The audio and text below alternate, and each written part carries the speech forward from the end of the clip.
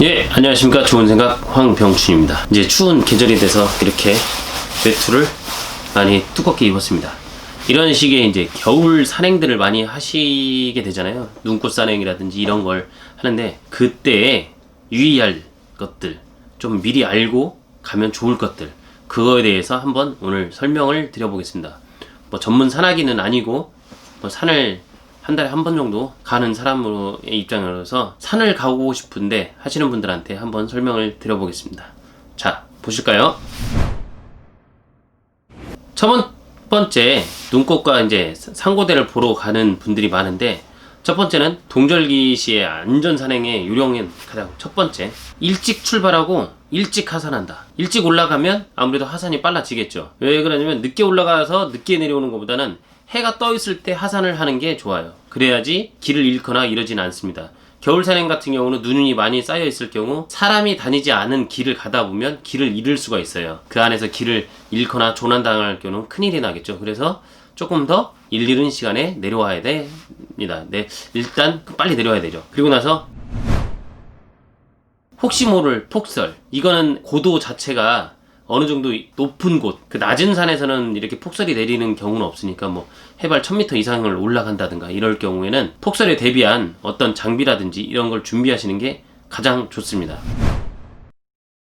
세 번째, 장비와 복장을 만전에 기하시는 게 좋습니다. 우리나라의 눈은 대부분 습설이기 때문에 수분의 침투를 막을 수 있는 방수 의류는 필수이고, 질 좋은 오리털이나 거위털, 충전재로 되어 있는 사용한 보온 의류 또한 반드시 챙겨야 되고, 등산화도 보온이나 방수 기능이 뛰어난 중등산화가 적합합니다. 양말과 장갑을 여분으로 준비해서 젖었을 경우는 신속하게 교체를 하시는 게 좋아요. 여러 벌에 겹쳐 입는 것이 좋고, 가벼운 옷을 갖다가 여러 벌 입는 게 좋습니다. 그리고 방수와 방풍, 외투와 장갑 이런 거는 모두 목, 머리, 외부로 노출되어 있는 체온이 손실될 수 있는 부분은 다 막는 게 좋고, 모자, 목도리를 착용하고, 찬 공기로, 이게 찬 공기가 있기 때문에 호흡을 할 때 폐 속에 이제 차가운 공기가 들어가는 걸 막기 위해서 바라카발라바나 아니면 버프 같은 걸 이용을 해서 막아주는 게 좋고, 아이젠이나 스패츠는 아시는 분들은 아시겠지만 바지와 등산화 사이에 공간을 갖다가 공간에 눈이 들어가서 양말이 젖는 걸 막기 위해서 그 위에 무릎부터나 아니면 그 발목부터 이렇게 해서 덮어주는 스패츠라는 게 있죠. 그것도 준비하시는 게 좋습니다. 바스켓이나 이런 게 이제 등산 스틱 같은 경우도 밑에 눈 안에 들어가지 않게끔 그런 것을 준비해 주는 게 좋겠죠. 네 번째로, 땀 조절과 체력 안배에 좀 신경을 쓰셔야 됩니다. 겨울산에 주의할 점은 체온 유지죠. 걷다 보면 땀이 나고 멈추면 추워지고, 그러면 땀난 상태에서 저체온증에 맞으면 큰일 나죠. 그래서 아까 전에도 말씀드렸듯이 젖은 상태다 그러면 옷을 갖다가 갈아입는 게, 빨리 젖은 것은 빨리빨리 갈아입는 게 좋습니다. 뽀송뽀송한 상태를 유지해 주는 게 좋죠. 젖어 있는 상태로 있으면 그 젖어 있는 것 때문에 체온을 날리고 체온을 뺏기기 때문에 저체온증으로 갈 수 있다는 얘기죠. 자기가 가진 체력을 자만하지 마시고 어느 정도 분배를 하셔가지고 목적지에 도착하는 게 중요하죠. 내가 등산 거리를 갖다가 너무 무리하게 잡으셔도 안 되고, 그 시즌이 좋을 때 봄, 여름, 가을에 어느 정도 장거리 등산을 해보셨던 분이라고 하더라도 등산 거리라든지 이런 체력 안배를 어느 정도 하시는 게 좋습니다. 추운 날에 장갑을 끼고 있기 때문에 가방에서 꺼낼 때 쉽게 꺼낼 수 있는 위치라든지 이런 거 그 위치에 놔두시는 게 가장 좋죠. 산에서는 최대한, 겨울산에서는 빨리빨리 장시간을 멈춰서 쉬다 보면 문제가 되기 때문에 그런 부분도 필요하다고 봅니다. 그런 형태의 산행을 하시는 게 가장 좋고, 그렇게 해야지 그 상고대나 눈꽃을 보고도 빨리 내려와서 하산을 해서 건강하게 즐거운 산행을 할 수 있는 거죠. 뭐랄까, 요 근래는 기온 온난화 때문에 그런지 몰라도 정상 부분에만 상고되어 있고 밑에 부분은 거의 이제 눈이 없는 경우가 많죠. 아주 고산이 아니고는, 우리나라에서 고산이라고 하면 뭐 1500m 이상의 산들이겠는데, 그 외의 산들은 밑에는 괜찮기 때문에 아이젠 같은 경우는 겨울 산행에서는 가장, 다른 건 다 안 챙겨도 아이젠만큼은 챙겨주시는 게 좋아요. 그래서 산 정상으로 올라가거나 아니면 어느 정도 올라가면 결빙 구간이라 눈이 쌓여있기 때문에 아이젠하고 스틱 같은 경우는 챙겨주시는 게 좋습니다. 다른 건 뭐 시간 대비 어떻게 될지는 모르겠지만 아이젠하고 등산 스틱은 꼭 챙기시는 게 좋다라고 생각을 합니다. 겨울 산행의 필수 장비 목록을 보면, 이제 첫 번째로 보온 네이, 이제 따뜻하게 보온 네이를 할 수 있는데, 뭐 기능성 스포츠 웨어 같은 경우도 방사로 되어 있는 옷들이나 뭐 이런 것들도 있는데 그걸 입고 그 위에 보온네이 입고 이런 형태로 입어주시면 되는데 무거운 옷 말고 조금 가벼운 옷으로 여러 겹 이렇게 입으시는 게 좋습니다. 그리고 신축성이 좀 좋은 게 좋겠죠. 아무래도 우독과 등산용 바지는 보온력과 활동성 방풍이라든지 이런 거 잘 되는 거, 방풍이 안 될 경우에 이제 체온을 바람이 불기 때문에 체온을 뺏길 수 있는 부분이 많이 있죠. 그런 상황에 탁월한 거, 방풍 기능이나 윈드스토퍼 소재의 신축성 좋은 거, 뭐 소프트 쉘이라고 그러죠. 소프트 쉘 소재의 그런 방풍 의류를 입는 게 좋습니다. 방수, 방풍, 기능성 겉옷, 비와 폭풍설을 막기 위한 필수 장비인데 기능성 겉옷 같은 경우는 겨울뿐만 아니라 사계절, 흔히 우리가 얘기하는 고어텍스사의 뭐 고어텍스라고 그냥 아예 우리가 알고 있는 그런 브랜드, 대표적인 브랜드고 그걸 챙기셔서 벗었다 입었다 하시면서 체온 유지라든지 이런 걸 해주시면 좋을 것 같아요. 그 다음으로 기타 운행구 및 소품은 뭐가 있겠어요? 등산 스틱, 아이젠, 모자, 장갑, 양말, 바라클라바가 없으면 버프를 바라클라바화 해서 쓸 수 있기 때문에 뭐 크게 문제되지는 않을 것 같고요. 아이젠 같은 경우는 등산 스틱하고 아이젠은 빙판은이나 눈 많은 곳에서 스틱을 사용하면 아무래도 괜찮겠죠. 등산 스틱 밑에는 이제 봄, 여름, 가을 때는 그런 게 아니지만 이제 뭐랄까 이제 눈에 푹 들어가지 않게 설상화 그런 같은 넓은 거 그런 게 있으면 착용하면 좋을 것 같아요. 아이젠은 뭐 두말하면 잔소리죠. 빙판에서 넘어지기 싫으면 한번 착용해 보신 분은 아시겠지만 굉장히 편합니다. 올라갈 때는 아이젠을 안 차도 조심조심 올라갈 수 있지만 하산 시에는 아이젠은 꼭 필수입니다. 산행을 하면서 놓치는 것 중에 하나가 설산을 올라가거나 이제 그런 형태가 되면 선글라스, 의외로 자외선이 상부로 올라가면 올라갈수록 높은 데로 올라가면 자외선 지수가 높아지기 때문에 내 눈에 대한 시력 보호를 위해서 선글라스를 꼭 착용을 해주시는 게 좋아요. 그리고 이왕이면 평광 선글라스 아니면 변색 렌즈, 변색 선글라스라든지 이런 걸 써주시면 좋은데 그 일반적으로 PC 폴리카보네이트 변색 렌즈 말고 그 임팩트, 루디에 나오는 임팩트라든지 이런 선글라스를 써주시는 게 좋아요. 그 이유는 제가 또 별도로 뭐 이쪽에다 올려놓겠습니다. 그 이유는 변색이라든지 차단율이라든지 이런 부분에 대해서 비싼 이유가 있어요. 그런 걸 써주시는 게 좋고 자외선 차단 용품들이죠. 뭐 선크림이라든지 근데 바라클라바랑 이런 걸 하면 거의 다 가리기 때문에 자외선 차단 용품이 그렇게 필요하거나 이러진 않을 수도 있지만 그래도 혹시 모르니까 챙겨주시고 단 명산 인증할 때는 모든 걸 좀 내 얼굴을 좀 오픈시켜주는 게 좋겠죠. 아무래도 오픈시켜줘야지만 인증할 때 인증이 됩니다. 잠깐 그 높음까지 올라가서 설상까지 보고 정상석에서 사진을 찍었는데 인증이 안 되면 곤란하잖아요. 그래서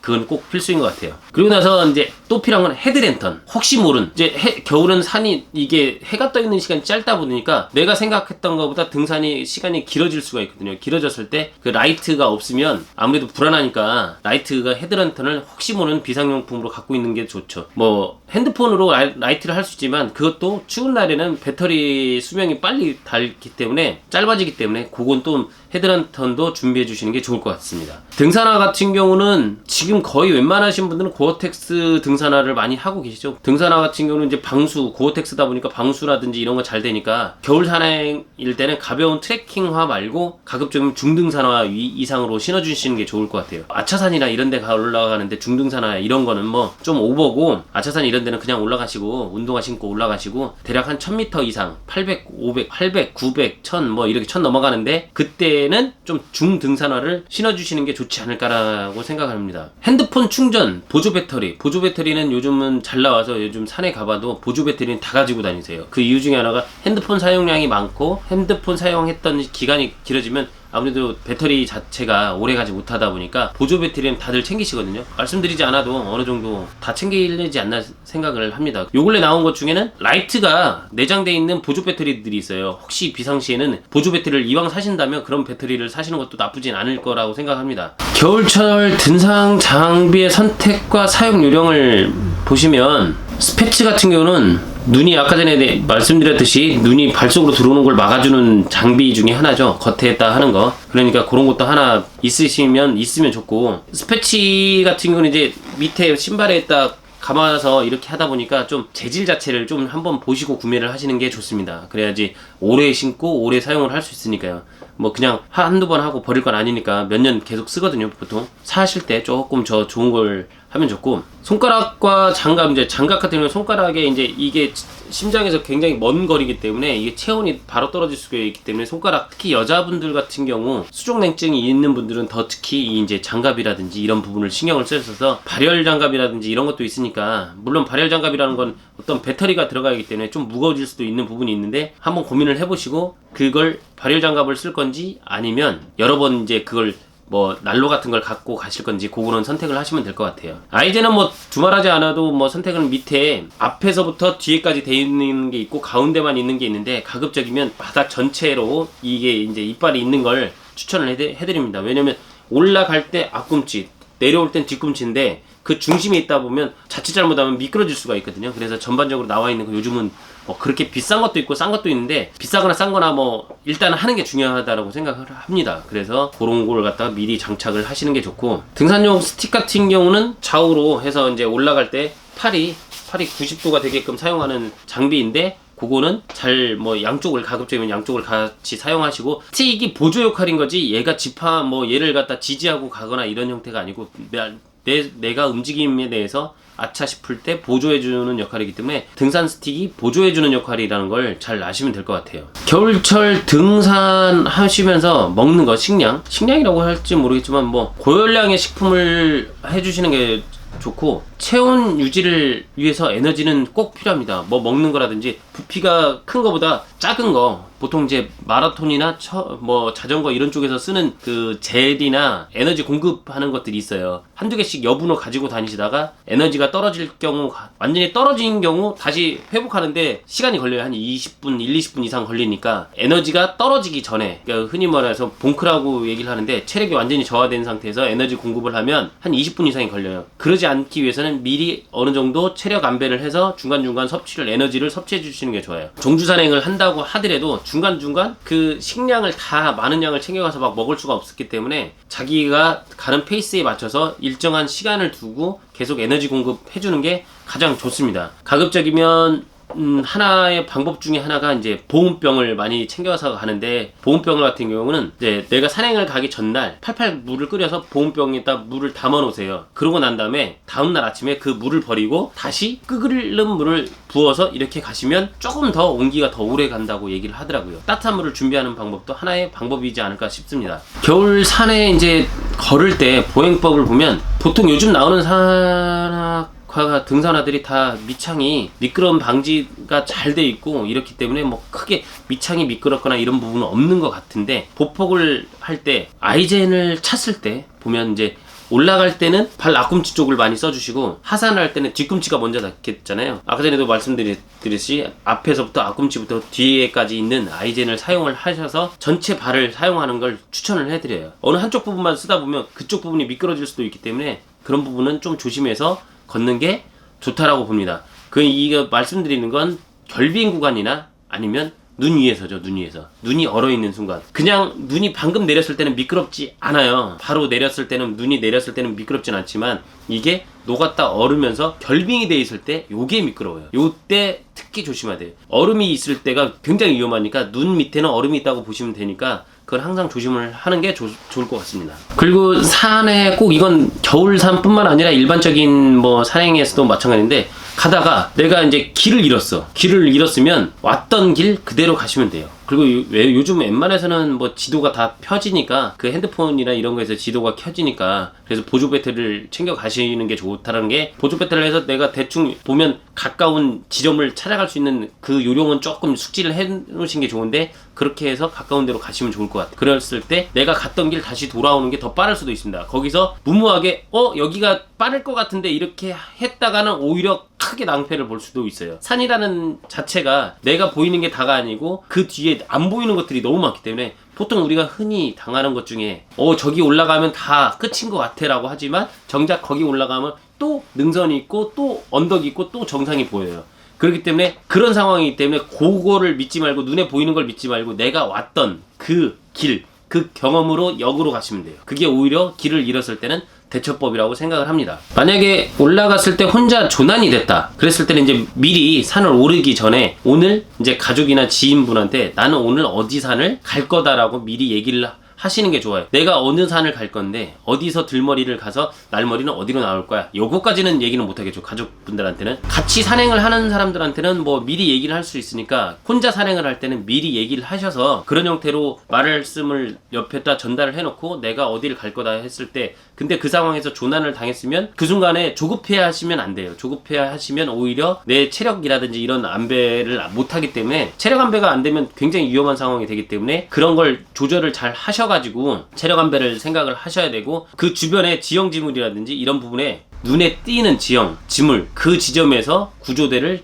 기다리시는 게 오히려 나을 수도 있습니다. 괜히 흔히 그러죠. 내가 누구를 찾으러 가는데 그 사람도 날 찾아. 그러면 이게 길이 엇갈리는 순간이 될 수도 있잖아요. 이런 형태가 문제가 되기 때문에 차라리 정 안 된다 그러면 내가 그 자리에서 기다리고 주변에 눈에 띄는 지형 지물에서 내가 기다리고 구조 신청을 하는 게 오히려 구조를 빨리 받을 수 있는 방법 중에 하나죠. 나도 누굴 찾아러 가고 내가 어딜 길을 찾아가고 하면 오히려 조난당했을 때 더 어려운 상황이 될 수도 있기도 합니다. 특히 우리나라 같은 경우는 산이 그렇게 해외 산보다 높거나 그렇진 않지만 길을 잃었을 때는 이성 자체가 올바른 판단을 할 수가 없기 때문에 오히려 큰 문제에 직면할 수 있거든요. 그렇기 때문에 그런 직면을 하지 않게끔 가급적이면 산은 혼자 가지 마시고 여러 명이 가시는 걸 추천해드립니다. 그래야지 뭐 조난을 당할 일도 없고 겨울에는 산악회, 블랙야크 산악회라든지 이런 쪽을 통해서 같이 가시는 걸 추천해드려요. 나만의 산행을 원하고 하시는 분들도 계시지만 오히려 그러다가 크게 조난당하거나 뭐 다치거나 뭐 여러 가지 돌발 상황이 있으니까 그런 건 하셔도 상관없지만 내가 전문이 아니라면 가이드를 해주는 뭐 가이드가 아니라 블랙야크의 셰르파님들이 앞과 뒤를 지켜주는 그런 산행을 추천을 해드려요. 그래야지 조금이라도 편안하고